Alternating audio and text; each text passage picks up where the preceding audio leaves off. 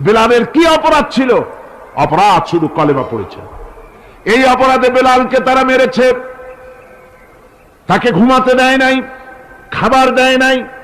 এরপরে যখন তিনি কালেমা ছাড়েন নাই, হাজরাতে বেলালকে উটের পায়ের সঙ্গে রশি দিয়া বেঁধে উটকে তাড়ায় দিয়েছে। উট দৌড়াতেছে, বেলাল দড়ির মাথায় বাঁধা। বেলালের শরীরটা পাথরের সঙ্গে আঘাত লেগে লেগে পিঠের চামড়া ছেড়ে যায়, মাথার চামড়া ছেড়ে যায়। উট আর দৌড়াতে পারে না। তখন উটের পা থেকে হযরতে বেলালকে খসিয়ে নিয়ে উত্তপ্ত মরুভূমির উপরে বেলালের রক্তাক্ত শরীরটাকে চিৎ করে শুইয়ে দিয়ে কাফির বেঈমানেরা লোহার রড দিয়ে চতুর্দিকে দাঁড়িয়ে তাকে পিটাচ্ছে আর বলছে, বেলাল এখনো মুহাম্মদের সাল্লাল্লাহু আলাইহি ওয়াসাল্লামের আল্লাহরে ভুলে যা, লাত মানাতের উপরে ঈমান আন। এমন কঠিন সময়ের ভিতরে হযরতে বেলাল একটা আঙ্গুল উঁচু করে বলছেন, আহাদ আহাদ আহাদ, লা ইলাহা ইল্লাল্লাহ, লা ইলাহা ইল্লাল্লাহ, লা ইলাহা ইল্লাল্লাহ। একটু জোরে বলেন, লা ইলাহা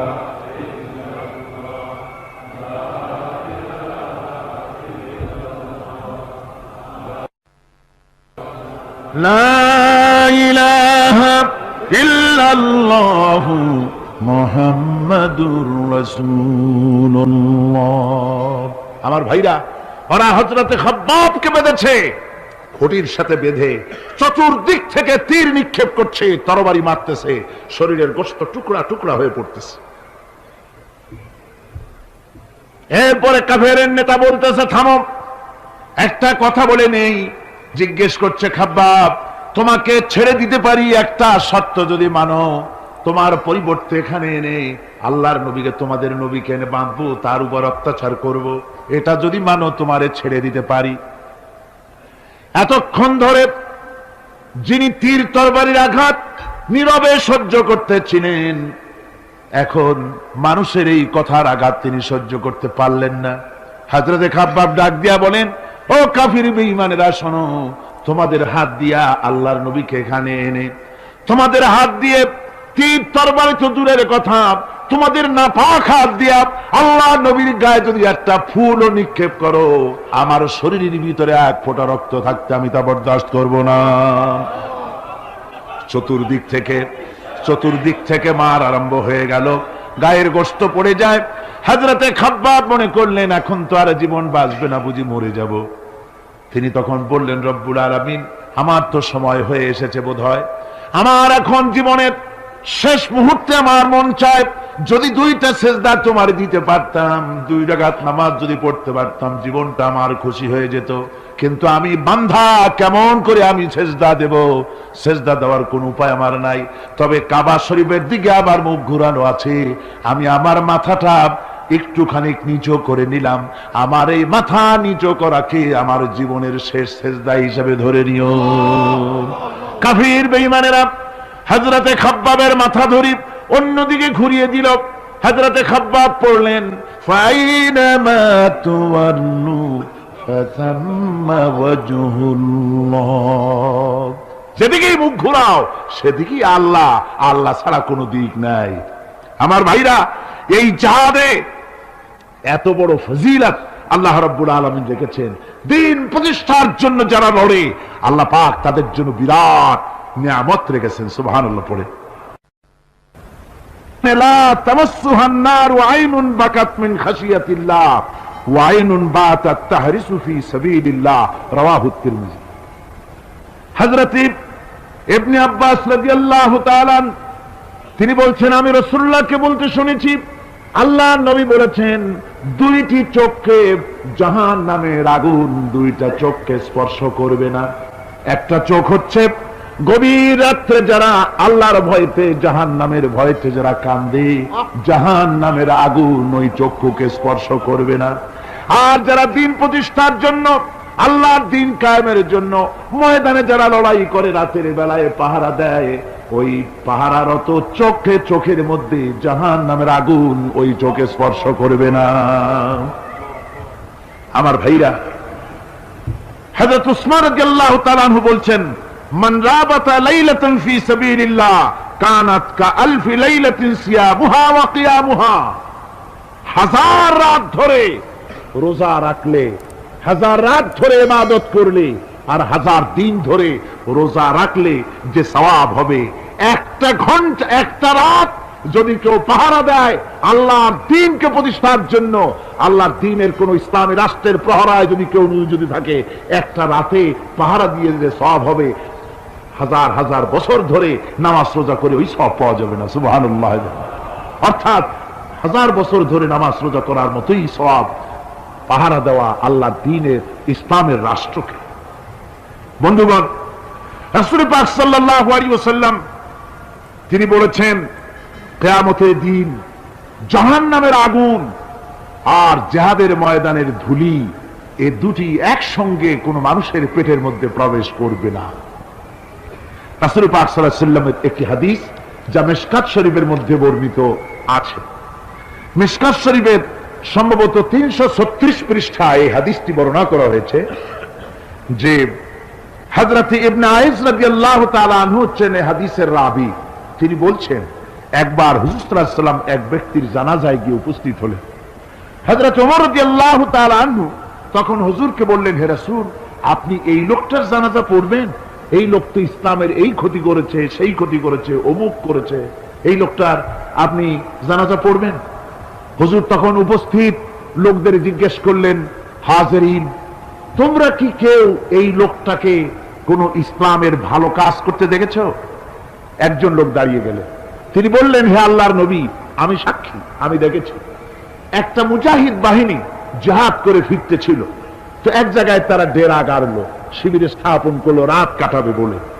আমি দেখেছি এই লোকটি সারা রাত সেই মুজাহিদদেরকে, সাহাবীদেরকে সারা রাত জেগে জেগে পাহারা দিয়েছে। আল্লাহর নবী জানাজার ইমামতি করলেন, আর এরপরে তাকে কবরের মধ্যে মাদফুন করে দিয়ে নবীজি তার কবরের পাশে দাঁড়িয়ে বললেন, ইন্না আসহাবাকা ইয়াজুন্নুনা আন্নাকা মিন আহলিন নার ওয়া আনা আশহাদু আন্নাকা মিন আহলিল জান্নাহ। নবীজি বলছেন, ও কবরবাসী, তোমার সাথীরা মনে করে তুমি জাহান্নামী, আর আমি নবী মুহাম্মদ সাল্লাল্লাহু আলাইহি ওয়াসাল্লাম সাক্ষী দিচ্ছি তুমি বেশক আল্লাহর বেহেশতি, তুমি অবশ্যই আল্লাহর জান্নাতে যাবে। এরপর হযরত ওমরের দিকে ফিরে রাসূলুল্লাহ বললেন, ওমর, মানুষের শুধু বাহ্য দৃশ্যটাই দেখো না, তার অন্তরের জজবাটাকেও কদর করো। সুবহানাল্লাহ।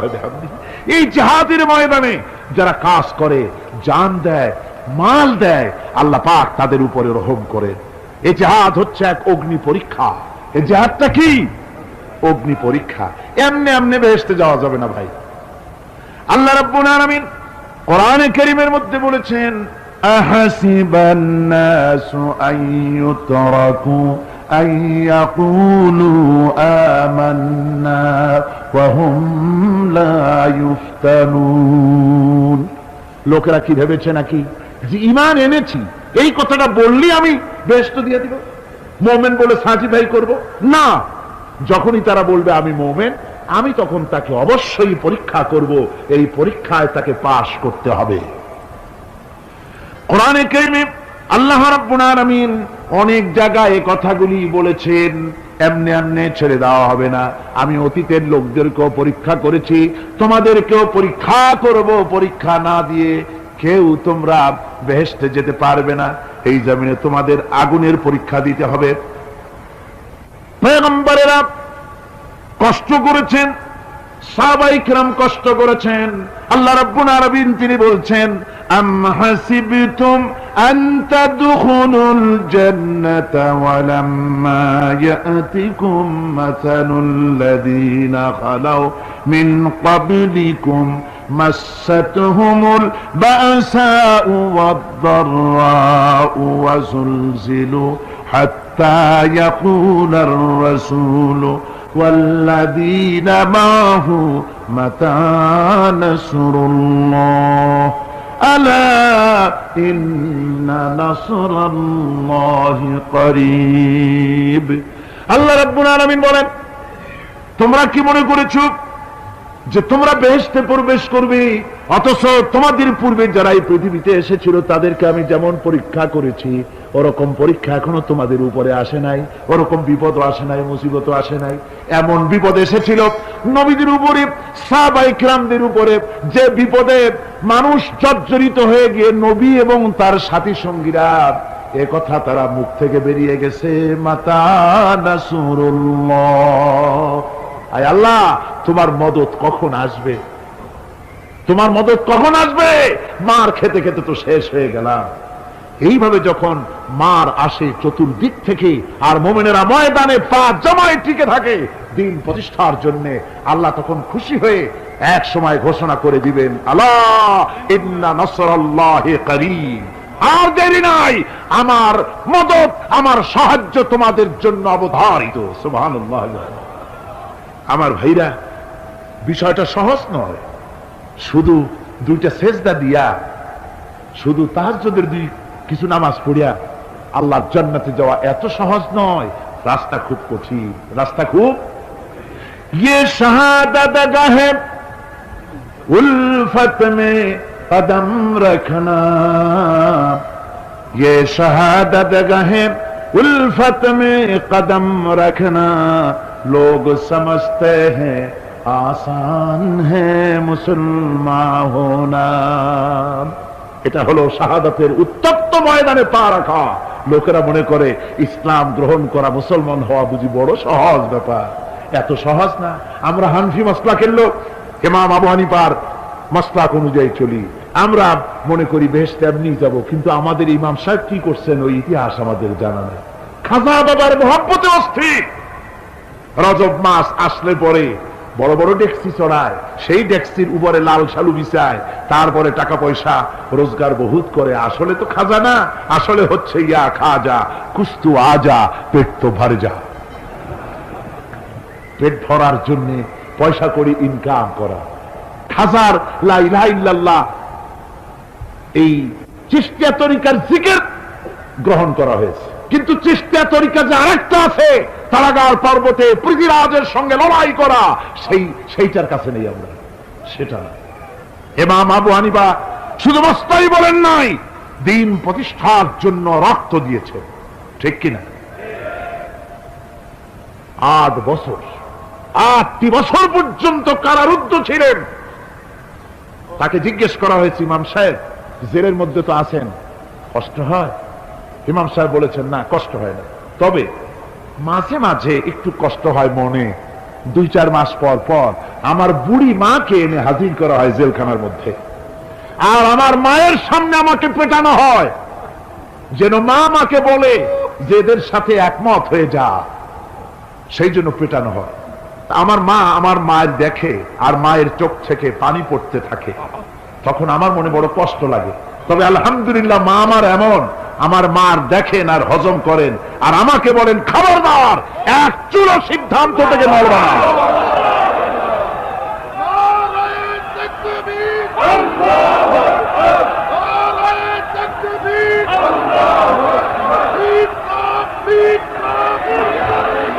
আমার ভাইরা, ইমাম মালিক 28 দিন পর্যন্ত তাকে বাতিলরা বেঁধে দিয়ে গেছে, হাত পিঠ মোড়া দিয়ে 28 দিন বাঁধা। এই হাত বাহু থেকে ডিসকানেক্ট হয়ে গিয়েছে, এই বাহুর জোড়া থেকে ডিসকানেক্ট হয়ে গিয়েছিল হাত, 28 দিন পর্যন্ত বাঁধা ছিল। ইমাম আহমদ বিন হাম্বল, ইসলাম বিরোধীরা তাকে পিটাইছে, প্রত্যেকটা চাবুকের সাথে গায়ের গোশত উঠে এসেছে। এজন্য কবি বলতেছি, पैरवी बू हनीफा की सनद जिंदान है, हम्बली होता है पीठ पर दुर्रे खाने की बात। হানাফি হতে চাও, জেল জরিমানার জন্য প্রস্তুতি নাও। শুধু সবরি কলা খাইয়া বেহেশতে যাওয়া যাবে না, এত সহজ না। আঙ্গুর বেদানা, সবরি কলা আর দুধের স্বরের উপর ইসলাম আসে নাই, ইসলাম এসেছে উত্তপ্ত ময়দানের উপরে। জান দিয়ে রক্ত দিয়ে ইসলাম প্রতিষ্ঠা হয়ে গোটা দুনিয়ার নির্যাতিত নিপীড়িত জনতার মুখে হাসি ফুটিয়েছে ইসলাম।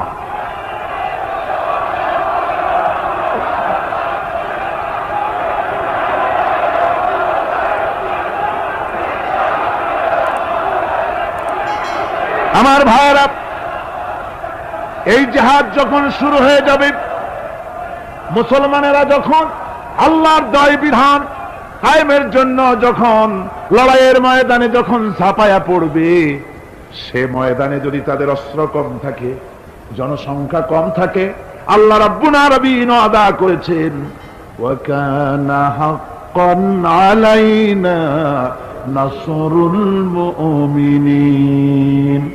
আল্লাহ রাব্বুল আলামিন বলেন, মুমিনরা যখন বিপদে পড়ে যায় তখন মুমিনদের সাহায্য করা আমি আল্লাহর জন্য ওয়াজিব হয়ে যায়। আমি আল্লাহর জন্য ওয়াজিব। আমার মুমিন ময়দানে মার খাবে আমার দ্বীনের জন্য, আর আমি তাকায় তাকে দেখবো না, তা হবে না। প্রাথমিক পর্যায়ে দেখবো যে তোমরা আসলেই দ্বীন প্রতিষ্ঠার জন্য লড়ো কিনা। তোমাদের বিবি বাল বাচ্চা তোমাদের সামনে শেষ হবে, ঘর বাড়ি চলে যাবে, চাকরি যাবে, সব যাবে, তারপরেও আমার দ্বীন প্রতিষ্ঠার জন্য ময়দানে টিকে থাকো কিনা। যদি তা থাকো তাহলে আমার মদত অবশ্যম্ভাবী। আর কাফিরদের বিরুদ্ধে বিজয়ের জন্য রব্বুল আলামিন বলেছেন, ওয়া কাফাল্লাহুল মুমিনিনাল কিতালা ওয়া কানাল্লাহু কাবিয়্যান আজিজা। কাফেরদের বিরুদ্ধে লড়াইয়ের ময়দানে মুসলমানদেরকে সাহায্য করার জন্য আল্লাহই যথেষ্ট। কে যথেষ্ট? আল্লাহ যথেষ্ট। রব্বুল আলামিন বলেছেন, ওয়ালা তাহিনু ওয়ালা তাহজানু ওয়া আনতুমুল আলাউনা ইন কুনতুম মুমিনিন। কোনো ভয় নাই, কোনো চিন্তা নাই, যদি তোমরা মুমিন হও আমি আল্লাহ রাব্বুল আলামিন তোমাদেরকে বিজয়ী করব। এই ওয়াদা কার? আল্লাহ। আল্লাহর ওয়াদা কখনো মিথ্যা হয়? আল্লাহ কি মিথ্যা কথা বলেন? নাউযুবিল্লাহ। ওয়ামান আসদাকু মিনাল্লাহি কিলা। আমি আল্লাহর চাইতে সত্যবাদী আর কে হতে পারে? আল্লাহ পাক বলছেন, আমি সাহায্য করব তোমাদেরকে, যদি প্রয়োজন হয় তাহলে আমি ফেরেশতা দিয়ে সাহায্য করব। সুবহানাল্লাহ বল। আল্লাহ রাব্বুল আলামিন সূরা আল-আনফালের ভিতরে ঘোষণা করেছেন, দুনিয়ার মানুষকে তিনি শোনায় দিচ্ছেন নবীজির সঙ্গে সাহায্যের ব্যাপারে যে কথাবার্তাগুলি হয়েছিল। ইয তাস্তাগীসুনা রাব্বাকুম ফাস্তাজাবা লাকুম আন্নী মুমিদ্দুকুম বিআলফিন মিনাল মালাইকাতি মুরদিফিন। স্মরণ করো সেই সময়ের কথা যখন তোমরা আমার কাছে কাকুতি মিনতি করে সাহায্য কামনা করতেছিলে যে আমাদেরকে 1000 ফেরেশতা দিয়ে সাহায্য করা হোক। আল্লাহ পাক বলেন, আমি ফেরেশতা দিয়ে তোমাদেরকে ময়দানে সাহায্য করেছি, জিহাদের ময়দানে। সুবহানাল্লাহি বিহামদিহি। আল্লাহ রাব্বুল আলামিন বলেন, তোমরা যখন সাহায্য প্রার্থনা করেছিলে আমি সাহায্য তোমাদের দিয়েছি। স্মরণ করো সেই সময়ের কথা যখন তোমাদের নবী তোমাদেরকে বলেছিল, ইয তাকুনু লিল মুমিনিনা আলাইয়াকফিয়াকুম আইয়ুমিদ্দাকুম রাব্বুকুম বিসালাসাতিন আলাফিন মিনাল মালাইকাতি মুনজিলিন। আল্লাহ রাব্বুল আলামিন বলেন, আমি এইভাবে করে যখন তোমাদের নবী তোমাদেরকে বলেছিল যে তোমাদের জন্য এটা কি যথেষ্ট নয় যে আল্লাহ পাক তোমাদের জন্য 3000 দিয়ে ফেরেশতা নাজিল করবেন, আমি তখন 3000 ফেরেশতা নয় বরং 5000 ফেরেশতা দিয়ে তোমাদেরকে সাহায্য করার ওয়াদা করেছি। 3000 নয়, 5000 চিহ্নযুক্ত ফেরেশতা নাজিল করে দিয়ে তোমাদের সাহায্য করব বলে আমি ওয়াদা করেছি। আজও সেই মদদ আল্লাহর পক্ষ থেকে আমাদের জন্য ওই মদদ আজও আসতে পারে। কবি বলছেন, ফেজায়ে বদরে পয়দা কুন ফিরিস্তে তেরি নুসরত কো উতর সকতে গর্দু সে কতর অন্দর কতর আবি। বদরের মুসলমানদের মতো যদি ঈমান তোমাদের আসে তাহলে আজও আকাশ থেকে কাতারে কাতারে ফেরেশতা আমি আল্লাহ অবতীর্ণ করে দিতে পারি। সুবহানাল্লাহ বিহামদিহি। আমার ভাইরা, হযরতে সাদ বিন আবি ওয়াক্কাস রাদিয়াল্লাহু তাআলা আনহু তিনি কাদিসিয়ার যুদ্ধের পর যখন পারস্য দখলের জন্য চললেন, পারসনগর অবরোধ করলেন, সামনে পড়ল নদী, এই নদী পাড়ি দিবেন, সাথে তার হাজার হাজার সৈন্য, এই সৈন্য নিয়ে নদী পাড়ি দিবেন। জিজ্ঞেস করলেন সাহাবীদের, তোমরা কি চাও? ইসলামের আন্দোলন, ইসলামের জিহাদ, আল্লাহর দ্বীন এখানেই শেষ হয়ে যাক, এটা চাও? না ইসলামের এই কলেমার আওয়াজ নদীর ওপারেও নিয়ে যেতে হবে, অথচ আমাদের কাছে কোনো পারাপারের কোনো নৌকা নাই, কি করতে চাও? সাহাবীরা বললেন, আমরা আপনার অর্ডার ফলো করব, আমরা এই নদীর ওপারে গিয়েও কালেমার পতাকাকে উড্ডীন করতে চাই, কালেমার সুশীতল ছায়াতলে গোটা দুনিয়াকে আনতে চাই।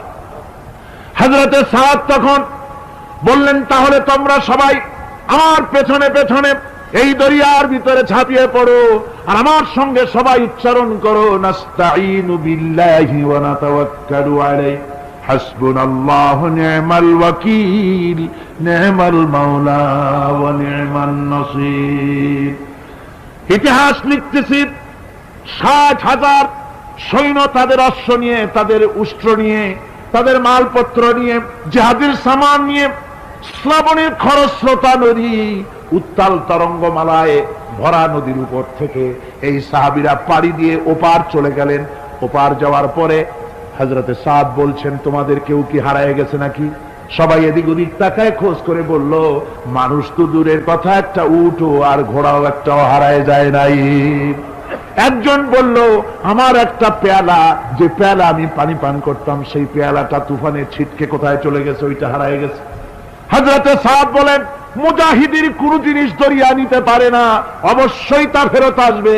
এই কথা তিনি বলতেছিলেন, হঠাৎ করে দরিয়ার কিনারে একটা আওয়াজ হলো, দেখা গেল তুফানের ভিতরে সেই হারানো বাটিটা তাদের মধ্যে ফিরে এসেছে।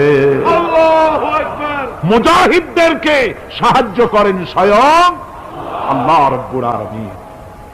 আফ্রিকার জঙ্গলের কাছে ভিন্ন ইতিহাস, জঙ্গলের কাছেই মুসলমানদেরকে থাকতে দেওয়া হয়েছিল। মনে করা হয়েছিল জঙ্গলের সমস্ত হিংস্র প্রাণীরা এই মুসলমানদের শেষ করে দেবে, যুদ্ধ করা লাগবে না। হযরতে সাদ যে অবস্থা বুঝতে পারলেন, তিনি একটা মঞ্চ তৈরি করলেন।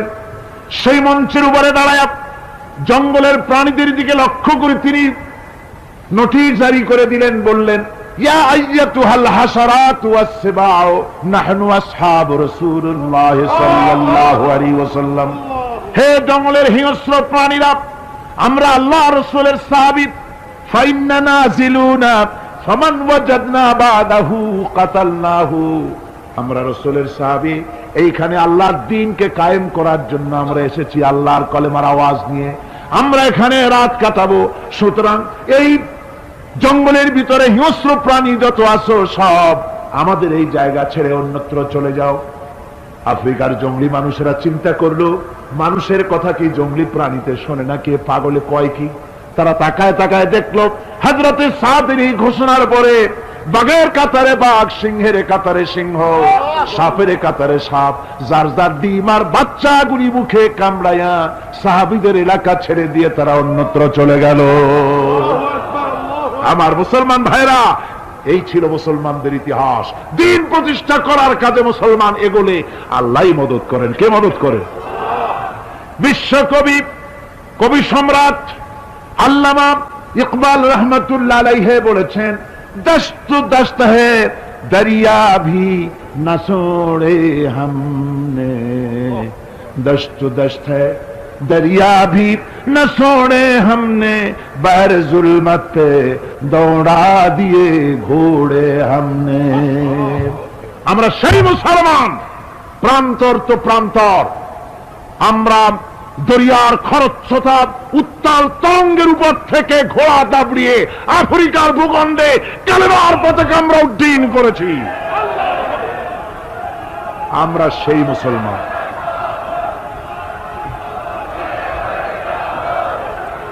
একটুখানি জিকির করেন, লা ইলাহা ইল্লাল্লাহ, লা ইলাহা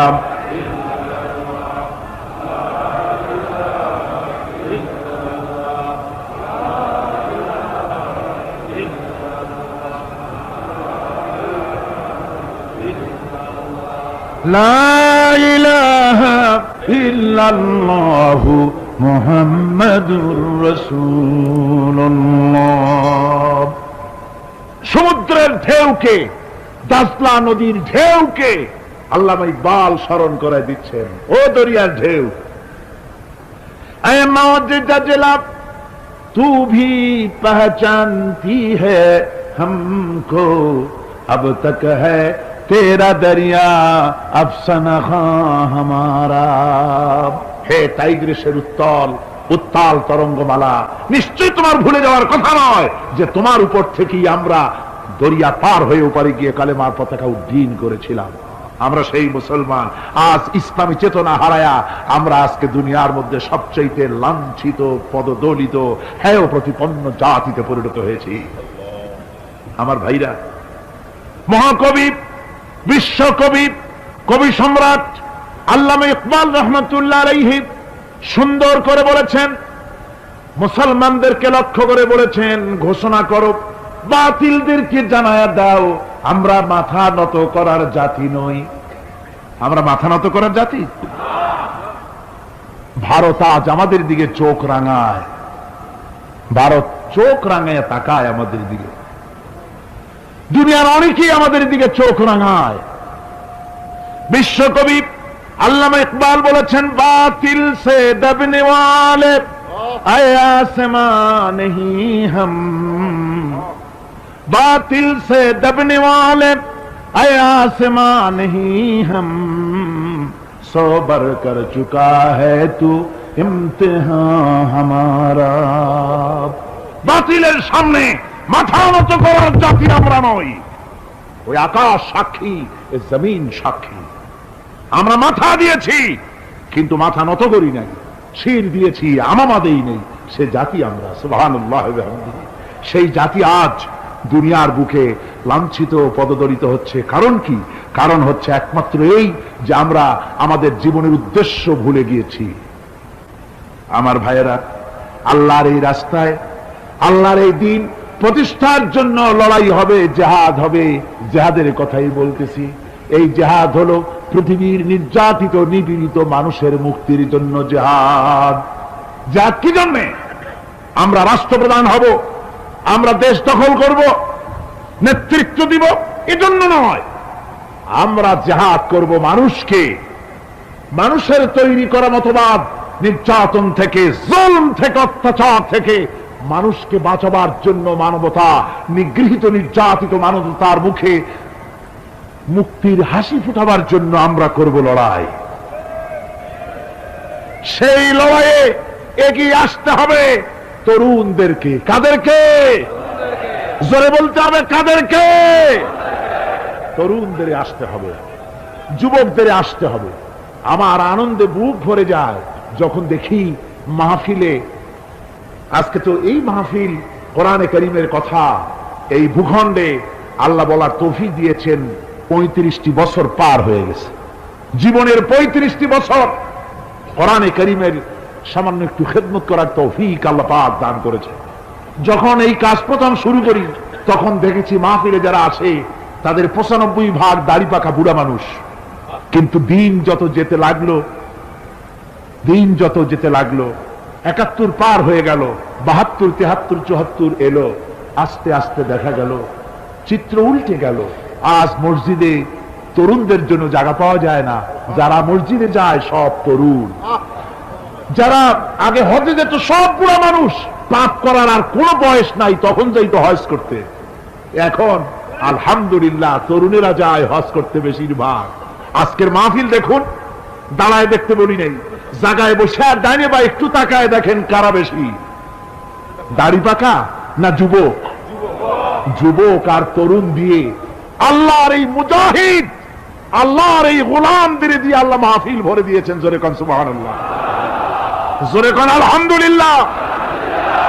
এই তরুণ যুবকরাই হচ্ছে ইসলামের সম্পদ। ইসলামের সম্পদ কে? তরুণ আর যুবকেরা। তোমাদের অবদান ইসলামে সব চাইতে বেশি। মনে রাখবেন যুবকেরা, শোনো, ইসলাম প্রতিষ্ঠিত হয়েছে তোমাদের রক্তের উপরে। কাদের রক্তের উপরে? যুবকদের রক্তের উপরে। যারা ইসলাম প্রথম কবুল করেছিলেন তারা কিন্তু বুড়ো ছিলেন না কেউ, প্রথম যে ব্যক্তি ইসলাম কবুল করলেন হযরতে সাইয়্যিদুনা আবু বকর সিদ্দিক রাদিয়াল্লাহু তাআলা আনহু। বয়স ছিল 37 বছর। 37 বছর বয়সে দাঁত টাত পড়িয়া খুনখুনা বুড়া হয়ে গেছিল নাকি? হযরত ওমর ইসলাম যখন কবুল করেন তখন তিনি ছিলেন 26 বছরের টকবগে যুবক। যৌবনের রক্ত পা এবং মাথা পর্যন্ত শিরায় উপশিরায় ধাবমান এই যুবক হযরত ওমর 26 বছর বয়সের সময় ইসলাম কবুল করেন। হযরত আব্দুর রহমান বিন আউফ যখন ইসলাম কবুল করেন বয়স ছিল মাত্র 17 বছর। হযরত আলী যখন ইসলাম কবুল করেন তখন বয়স ছিল মাত্র 8.5 বছর।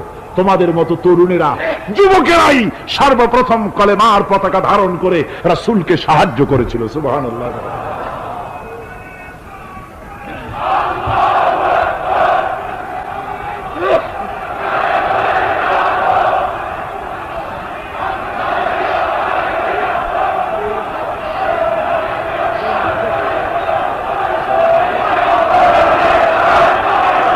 আমার মুসলমান ভাইয়েরা থামুন।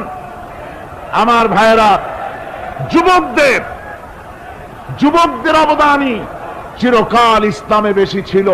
তাই বলে যারা বৃদ্ধ মানুষ তাদের কিন্তু কোনো মন খারাপ করার কোনো কারণ নাই, ঠিক কিনা? যেহেতু আমরা যারা বয়সের প্রান্তে এসে গেছি আমরাও ওই যৌবন কালটা পেরিয়ে এসেছি, ঠিক কিনা? আরেকটি কথা, কিয়ামতের দিন কোন বুড়ো মানুষ বেহেশতে যাবে না, সব যুবকরা যাবে। বেহেশতে যাবে কারা? বুড়োরা বোধহয় ভয় পেয়ে গেছেন। রাসূল পাক সাল্লাল্লাহু আলাইহি ওয়াসাল্লাম বলেছেন, আমার কথা না, হুজুর বলেছেন কোন বুড়ো মানুষ বেহেশতে যাবে না, কোন কালো মানুষ বেহেশতে যাবে না। এখন রাসূল যদি বলেন তার কথাই তো আইন। হুজুর বলেন কালো মানুষ বেহেশতে যাবে না, একটা কালো মানুষ কান দিয়ে তো পড়েই গেছে। হুজুর বলেন কেঁদো না, তুমি যখন বেহেশতে যাবে চাঁদের মতো সুন্দর চেহারা নিয়ে বেহেশতে যাবে। বুড়ার কান্না দেখে হুজুর বলছেন কেঁদো না, তুমি যখন বেহেশতে যাবে আল্লাহ তোমার যুবক বানায় পাঠায় দিবে। যেহেতু বেহেশত হচ্ছে যুবকদের জন্য, সুবহানাল্লাহ। অত নাজ নিয়ামত, অত আনন্দ, বুড়া মানুষে তো খাইয়ে খুইয়ে বেহেশত নষ্ট করি ভালো হবে। এই জন্য যৌবন দরকার, স্বাস্থ্য দরকার বেহেশত উপভোগ করার জন্য। সেই জন্য বেহেশতে যাবে কারা? তরুণেরা যাবে। কারা যাবে? তরুণ তরুণী দিয়ে আল্লাহ পাক বেহেশত ভরে ফেলবেন। সুবহানাল্লাহ। আমার তরুণেরা, যুবকেরা শোনো, রাসূলুল্লাহ তোমাদের কত সম্মান দিয়েছেন। কে সম্মান দিয়েছেন? রাসূলুল্লাহ। রাসূলুল্লাহ এক জায়গায় বক্তৃতা করতেছিলেন, বক্তৃতা করছে, এমন সময় দেখা গেল একজন তরুণ সাহাবী, নাম তার জারীর রাদিয়াল্লাহু তাআলা আনহু। চাঁদের মতো চেহারা তার ছিল, খুব সুন্দর চেহারা ছিল তার। হযরত জারীর বসতে না পেরে জায়গা পায় না, দাঁড়ায় আছে। রাসূল নিজের গায়ের চাদরটা খুলে জারীরের দিকে নিক্ষেপ করলেন, বললেন, জারীর দাঁড়িয়ে আছো, আমার চাদরের উপরে বসো। সুবহানাল্লাহ। হযরত জারীর রাসূলুল্লাহর চাদর নিয়ে চুমা খাইতে লাগলেন, বললেন, আকরামাকাল্লাহ কামা আকরামতানি ইয়া রাসূলুল্লাহ। হে রাসূল, আল্লাহ আপনার সম্মান আরো অনেক বাড়িয়ে দিক, যেমন আপনি আমাকে মর্যাদা দিলেন। হে রাসূল, আপনার চাদরে পৃথিবীর কোন মানুষ বসতে পারে? আমার তরুণ ভাইয়েরা, আমার যুবক ভাইয়েরা, তোমাদেরকে রাসূল মহব্বত করতেন, ভালোবাসতেন সবচেয়ে বেশি। তোমরা আজ বাতিলের শিকার। কার শিকার? বাতিলের শিকার। তোমাদেরকে কি দেওয়া হয়? যে সব রাজনৈতিক দলের যুবক যারা তোমরা এখানে আছো, জিজ্ঞেস করি তোমাদের নেতারা তোমাদেরকে কি দেয়? দেয় অস্ত্র, দেয় টাকা, দেয় নারী ভোগ করার জন্য পয়সা, তোমাদের চরিত্র ধ্বংস করার জন্য সব রকমের হাতিয়ার তুলে দেয়। তোমাদের হাতে শোভা পায় কলম, হাতে শোভা পায় খাতা, হাতে শোভা পায় বই। বই খাতা কলমের পরিবর্তে তোমাদের নেতারা তোমাদের হাতে তুলে দেয় স্ট্রেন গান, তুলে দেয় হেরোইন, তুলে দেয় টাকা। এরা তোমাদের নেতা নয়, এরা তোমাদের জীবনের দুশমন। জোরে কি?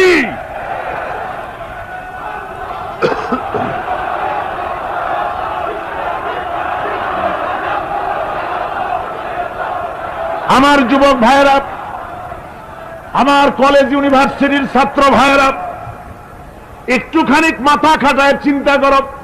তোমার নেতারা যারা ঢাকা থেকে আসে বা এখানে বাস করে, ওই নেতারা যখন রাজনৈতিক প্রোগ্রাম করতে আসে তখন কি একবারের জন্য তোমাদেরকে বলে, ও ছেলেরা তোমরা কি নামাজ ঠিক মতো পড়ো কিনা? বলে? এই যে রোজা আসতেছে, খবরদার বাবারা তোমরা রোজা রেখো, এরকম কথা বলে নাকি? তোমার ওস্তাদদের সম্মান করো, এ কথা বলে নাকি?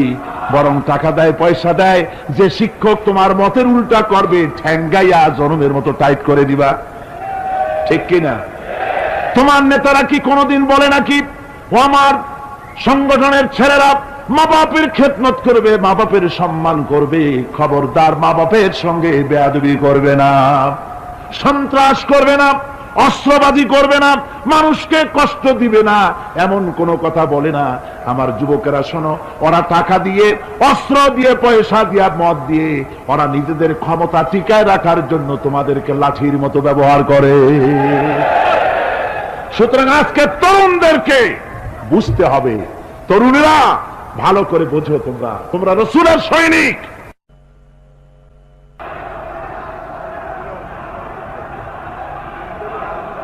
তোমাদের পক্ষে সম্ভব। বসুন, আমি বুঝতে পেরেছি কথা যেহেতু তরুণদের, আর তরুণদের জনসমুদ্র, কাজী জনসমুদ্রের মধ্যে উত্তাল ঢেউ তো সৃষ্টি হবেই, স্বাভাবিক। কিন্তু সেই স্বাভাবিকতার সুযোগ নিয়ে দাঁড়ায় বিশৃঙ্খলার সৃষ্টি করবেন না। আমার ভাইরা, আমরা ইসলাম আমাদের আদব শিক্ষা দেয়। কি শিক্ষা দেয়? আদব। শুধুমাত্র কোন লোক পেশাব পায়খানার কথা বললে তাকে রাস্তা ছেড়ে দেবেন, যেতে বলবেন, তা না হলে তো আপনাদেরই অসুবিধা হবে। কথা বুঝতে পেরেছেন? বাকি কেউ উঠবেন না, দাঁড়াবেন না। এত বড় বেহেশতি মাহফিল জীবনে আরেকবার পাবো কোন নিশ্চয়তা আছে? আপনি আমাকে বলেন, আল্লাহর আকাশের নিচে, জমিনের উপরে এর থেকে শ্রেষ্ঠ কোন মাহফিল আছে নাকি? কারণ এ মাহফিল কোরআনের মাহফিল। কিসের মাহফিল? এর থেকে শ্রেষ্ঠ মাহফিল আল্লাহর আকাশের নিচে, জমিনের উপরে হতে পারে না। সুতরাং বেয়াদবি কেউ করবেন না। তরুণেরা, যুবকেরা, তোমাদের এগিয়ে আসতে হবে। নির্যাতিত মানবতার পাশে তোমাদেরকে দাঁড়াতে হবে। আজ শ্রমিকরা তাদের ন্যায্য পাওনা পাচ্ছে না, কৃষক তাদের উৎপাদনের মূল্য পাচ্ছে না, নারী তার সতীত্বের গ্যারান্টি পাচ্ছে না। মানুষেরা আজ নির্যাতিত, নিপীড়িত। সারা পৃথিবীতে Bosnia, Algeria, Somalia, Palestine, Kashmir, Burma, Philippines, Bharat, পৃথিবীর সর্বত্র নির্যাতিত মুসলমানদেরকে বাঁচাবার জন্য আমার খালিদ বিন ওলীদের উত্তরসূরিরা, সালাউদ্দিন আইয়ুবী, জামালউদ্দিন আফগানি, হযরত আলী উত্তরসূরি, আজকের মাহফিলের যুবক আর তরুণরা, তোমরা কি রক্ত দিতে পারবে?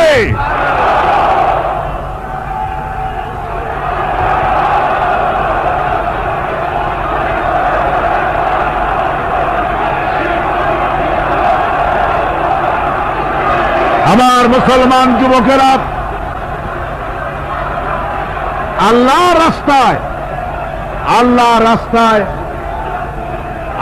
রাস্তায় রক্ত দিলে তার অবস্থা কি হবে শোনো। আল্লাহ রাব্বুল আলামিন বলেছেন, ওয়ালা তাকুলু লিমান ইউকতালু ফি সাবিলিল্লাহি আমওয়াত বাল আহইয়াউ ওয়ালাকিন লা তাশউরুন। আল্লাহ রাব্বুল আলামিন বলেন, আমার রাস্তায় যারা নিহত হয়েছে, আমার রাস্তায় যারা জীবন দিল, ওরা মরে গেছে এই কথা তোমরা বলো না, ওরা জিন্দা। ওরা কি? আমার রাস্তায়, আমার দিন প্রতিষ্ঠার জন্য, মানবতার মুখে হাসি ফুটাবার জন্য, নির্যাতিত মানবতার গোলামীর জিনজির থেকে তাদেরকে বাঁচাবার জন্য সংগ্রাম করতে গিয়ে যারা জীবন দিল, ওরা মরে নাই, ওরা জিন্দা। ওরা কি? জিন্দা। আল্লাহ পাক বলেন, ওরা জিন্দা তোমরা জানো না, আমার কাছ থেকে তারা রিজেক্ট প্রাপ্ত হয়। যারা শহীদ হয়, শাহাদাতের কথা শুনে যাদের ভয় লাগে, অস্ত্রের খোঁচা খায়া, গুলি খায়া, বায়োনেট খায়া, ড্যাগারের গুতা খায়া মরা, জানি কত যন্ত্রণা। নবীজি বলতেছেন, আন আবি হুরায়রা রাদিয়াল্লাহু তাআলা আনহু আন্না রাসূলুল্লাহ সাল্লাল্লাহু আলাইহি ওয়াসাল্লাম মা ইয়াজিদু শাহীদু মিন মাসিল কাতল কামা ইয়াজিদু আহাদুকুম মিন মাসিল কারছা।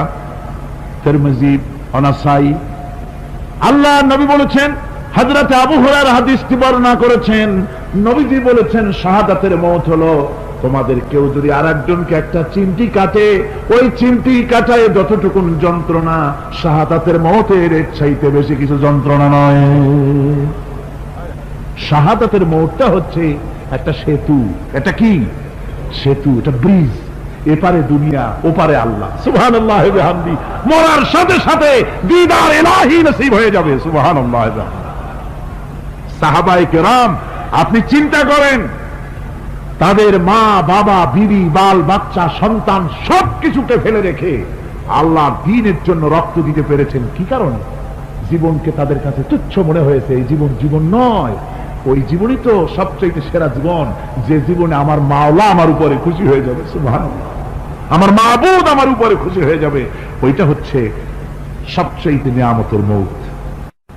এই জন্য হুজুর সাল্লাল্লাহু আলাইহি ওয়াসাল্লাম বলেছেন, কেউ যদি শাহাদাতের তামান্না করে দিল থেকে, সে যদি তার বিছানায়ও মরে, আল্লাহ পাক ওটাকে শাহাদাত হিসেবে ধরে নেবে।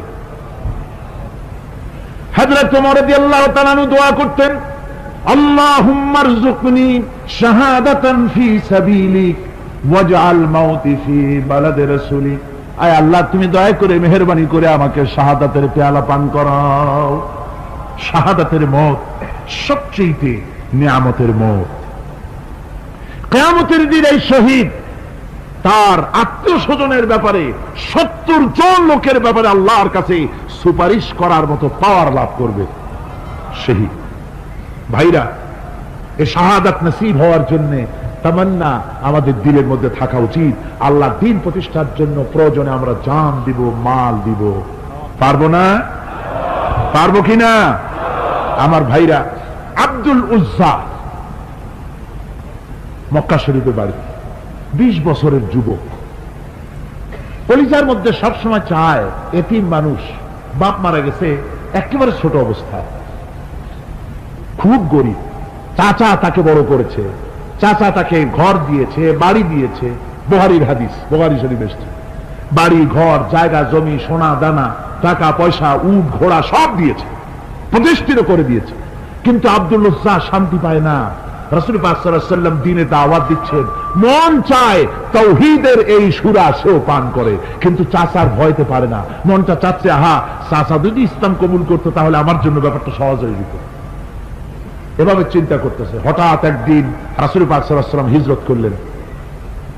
এরপরে আব্দুল উজ্জার ধৈর্যের বাঁধ ভেঙে গেল।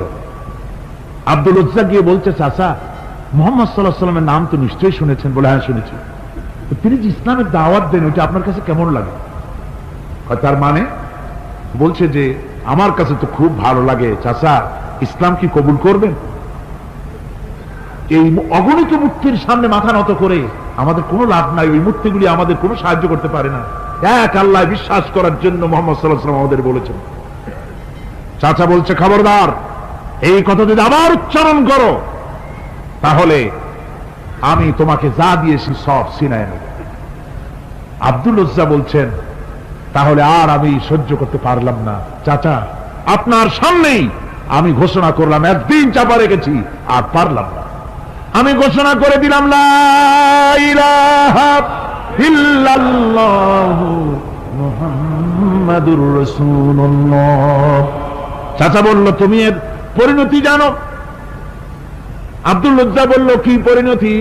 চাচা বলতেছি, এই কলেমা পড়ার কারণে আমি তোমাকে যা দিয়েছিলাম, ঘোড়া দিয়েছি, উট দিয়েছি, বাড়ি দিয়েছি, সব আমি তোমার কাছ থেকে ছিনাইলাম, সব ফেরত দিতে হবে। তিনি বললেন, আমি রাজি আছি, আমি রাজি আছি। আপনি আমার সোনা দানা ঘোড়া উট আর ঘর বাড়ি যা দান করেছেন, এই দুনিয়াটার মালিকও যদি আমারে বানাই দিতেন, আমি এর বিনিময়ে কলেমা পড়া থেকে আর আমি নিজেকে থামাই রাখতে পারি না। বলে, আমার সব আমাকে ফেরত দাও। বলল, দিলাম, যা আপনি দিয়েছেন সব আপনাকে ফেরত দিলাম।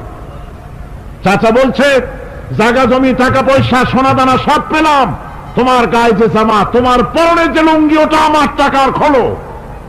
আব্দুল উজ্জা বললেন, আপত্তি নাই।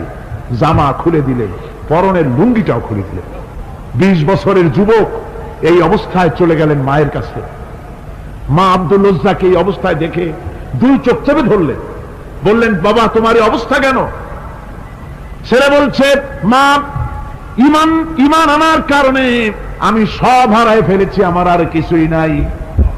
ইমান আনার কারণে আমার এই অবস্থা হয়েছে। মা বলছে, বাবা আমার কাছে কি চাও? ছেলে বলছে, মা, আমি চলে যেতে চাই মদিনায়, আল্লাহর নবী মুহাম্মদুর রাসূলুল্লাহ সাল্লাল্লাহু আলাইহি সাল্লামের দরবারে চলে যেতে চাই, আমি একটু বস্ত্র চাই। মা একটা পুরানা কম্বল তার হাতে দিয়ে দিলেন। আব্দুল উজ্জা কম্বলটাকে ছিঁড়ে এক টুকরা কোন রকম হাঁটুর উপরে জড়ায় নিলেন, আর এক টুকরা গায়ে দিয়ে নিলেন। আব্দুল উজ্জা আবার বহু কষ্ট করে মরুভূমি পাড়ি দিয়ে মদিনা মুনাওয়ারায় চলে গিয়ে বাবি জিবরিল থেকে ঢুকে আসহাবে সুফফা চবুতরার সামনে বসে আছেন, ছেঁড়া কম্বল পরা।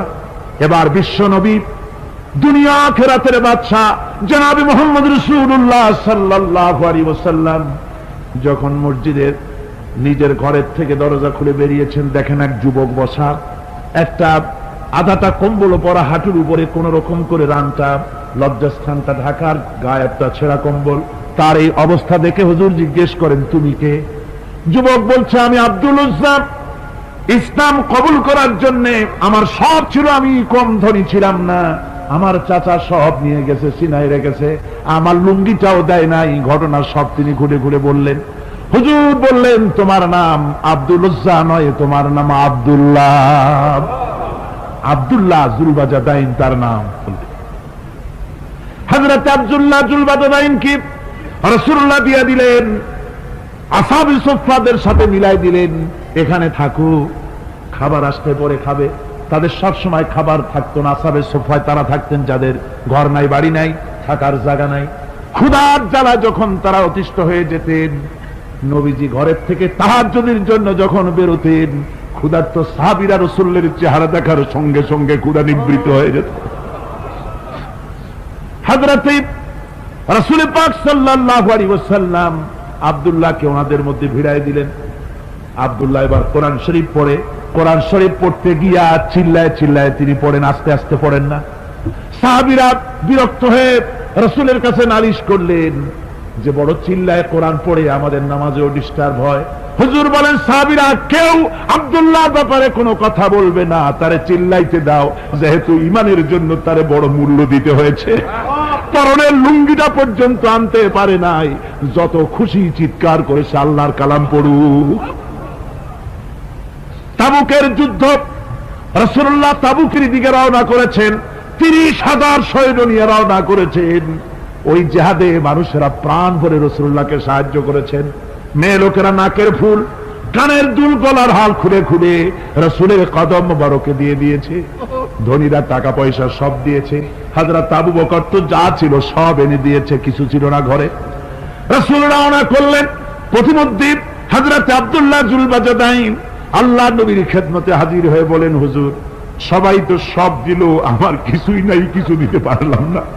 হুজুর আপনি আমার জন্য দোয়া করেন, আমি যেন এই তাবুকের ময়দানে কাফেরদের বিরুদ্ধে লড়াই করে যেন শহীদ হয়ে যেতে পারি। মাল দিতে পারি নাই, কিন্তু আল্লাহর জন্য যেন আমার জীবনটা দিয়ে দিতে পারি। ও চট্টগ্রামের যুবকেরা, তরুণেরা, তোমাদের মতো 20 বছরের তরুণ হযরত আব্দুল্লাহ জুলবাজাদাইন শাহাদাতের তামান্না করে রিসালাতে মাহবের কাছে দাঁড়িয়েছে। হুজুর বললেন, একটা গাছের বাকল নিয়ে আসো। একজন একটা বাকল নিয়ে এলো। রাসূলুল্লাহ এই বাকলটা আব্দুল্লাহ জুলবাজাদাইনের হাতে লাগাই দিলেন। রাসূলুল্লাহ বললেন, আয় আল্লাহ, আমি আব্দুল্লাহর রক্ত কাফেরদের জন্য হারাম করে দিলাম। হযরত আব্দুল্লাহ বলছেন, ইয়া রাসূলুল্লাহ, আমি চাইছিলাম শহীদ হব, আর আপনি আমার রক্তটা হারাম করে দিলেন কাফেরদের জন্য।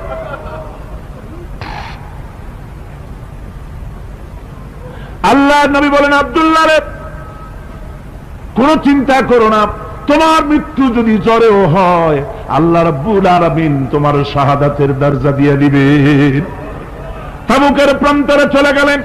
কয়েকদিন ওই তাবুকের ময়দানে থাকায় রাসূলের কাছে খবর এলো আব্দুল্লাহ মারাত্মক জ্বরে আক্রান্ত হয়ে ইন্তেকাল করেছেন।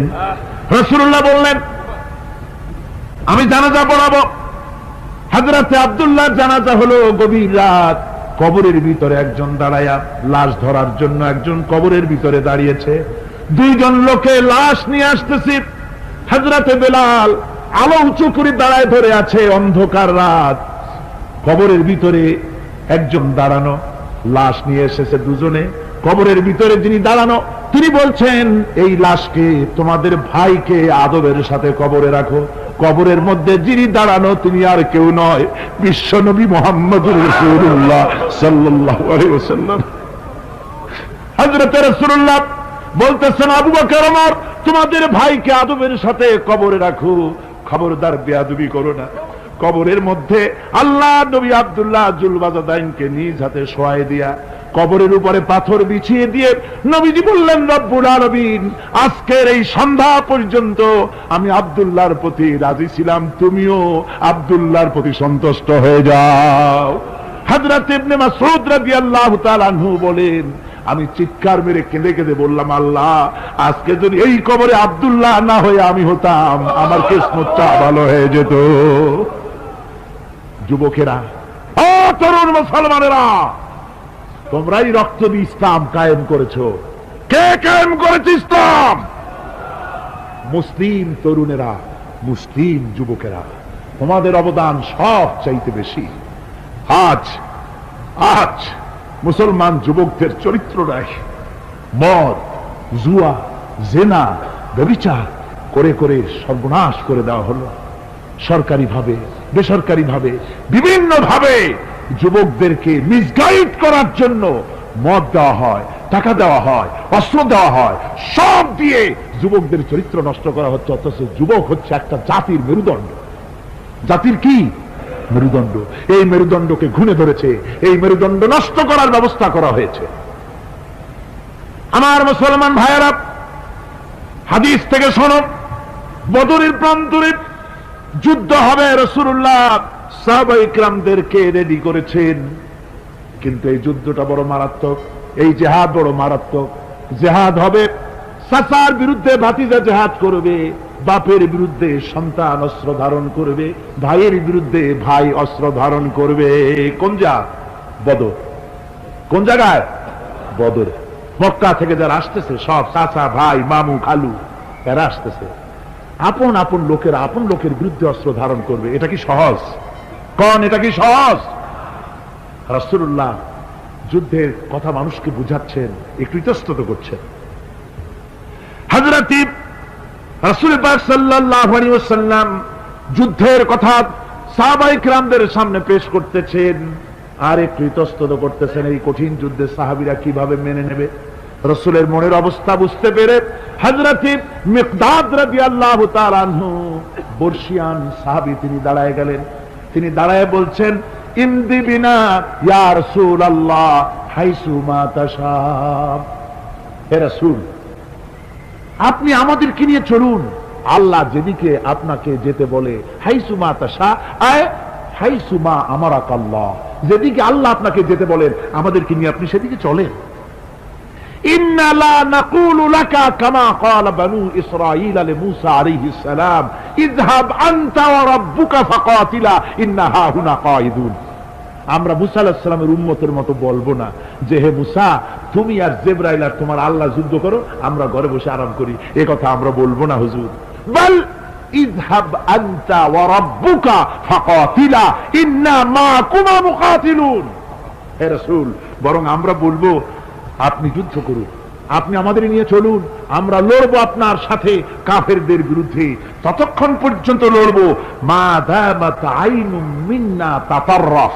ও রাসূল, যতক্ষণ আমাদের চোখের একটা পাতাও নড়ে ততক্ষণ আপনার সাথে আমরা লড়বো। সুবহানাল্লাহ। মানে জীবন যতক্ষণ আছে আপনার সাথী হয়ে কাফেরদের বিরুদ্ধে লড়তে থাকবো। হুজুর খুব খুশি হয়ে গেল। হুজুর কি হলেন? দারুণ খুশি হয়ে গেল। আল্লাহর নবী খুশি হয়ে বললেন, ও সাহাবীরা, তোমাদের মানসিক অবস্থা যখন এই কুবু বিনা ইলা জান্নাতিন, জান্নাতুন আরদুহা কারদিস সামাওয়াতি ওয়াল আরদ। ও সাহাবীরা, তোমাদের মানসিকতা যখন এমন, তখন আমার সাথে তোমরা দাঁড়াও, আমার সাথে ওঠো, আমার সাথে চলো জান্নাতের দিকে।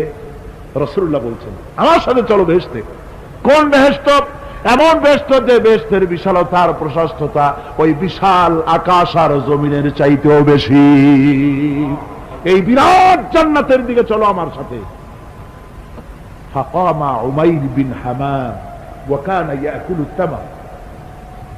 যুবকেরা, তোমাদের মতো তরুণ, তোমাদের মতো এক যুবক যার নাম উমাইর, তিনি দাঁড়িয়ে গেলেন, হাতে ছিল খোরমা, খোরমা খাচ্ছিল। দেখেন না, বক্তৃতা হয় মাঠে, ওয়াজ নসিহত হয়, আর যুবকেরা দাঁড়ায় দাঁড়ায় বাদাম খায়, হয় না? ওই সাহাবী ওই সময় তো বাদাম টাদাম হয়তো পায় নাই, খোরমা খাচ্ছে, খোরমা চাবাচ্ছে, বিসি ফালাই দিতেছে, আর এইভাবে খাচ্ছে আর হুজুরের কথা শুনছে। হুজুরের কথা শুনে উমাইর বলছেন, বাহ বাহ।